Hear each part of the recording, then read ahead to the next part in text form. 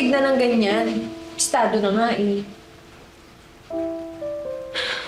Pinangako na talaga atang i-let go yung dalawa.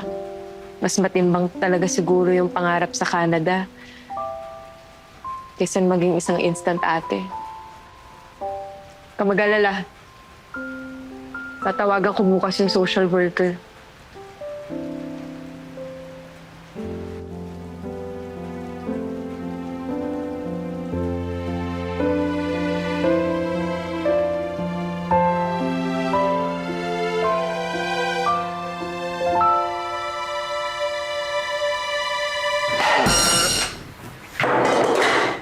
Maldita ka talagang bata ka? Gusto mo bang sirain yung eardrums ko? Tumawag sa akin ang mga bata kagabi. And then, sinabi nila na mukhang hindi mo na kaya ang burden ng responsibility para sa kanila. And gusto nila bumalik na lang sa center para doon na lang sila habang nagpapagaling ang tatay ninyo. And don't worry because the kids told me good things about you. And you try your best daw. And they try your best also. And they wish all the best for you. Mabait din naman ho itong mga batang to. Napasaya din nila ako kahit papano.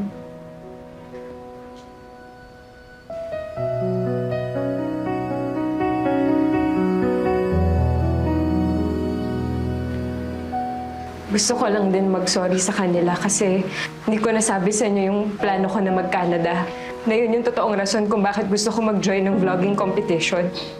Honest mistake. Marami lang talaga akong iniisip eh. Alam ko na hindi tayo magkakapatid na buo, pero sana wag niyong isipin na kapatid sa labas yung turing ko sa inyo kasi nag-effort naman ako na buhayin kayo kahit papano. Sana ma-appreciate niyo yun. Sorry. Okay? Come on, kids, let's go!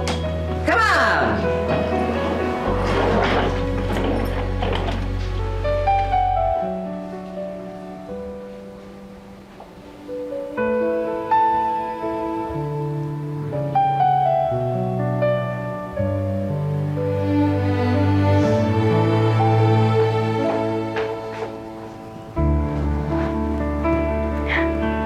Sorry. I'm sorry. I'm sorry.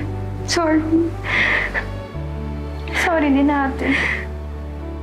Sorry kasi nagtampo ako. Kasi wala na kasi mama eh. Tapos si papa mukhang iiwan pa kami.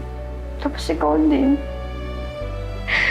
Hindi ko kayo iiwan. Hindi ko kayo iiwan. Promise ko yan.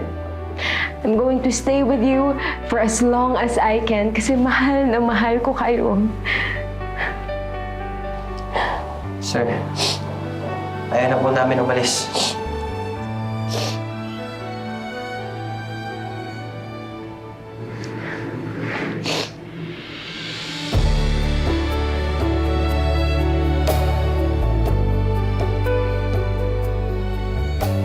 Ma, makakaalis na po ako.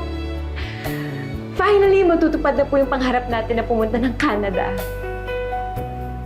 And pa, pinapatawad na po kita sa lahat ng mga ginawa mo. Kalimutan na natin yung mga nakaraan. Pero ang best part ng pagkaalis ko,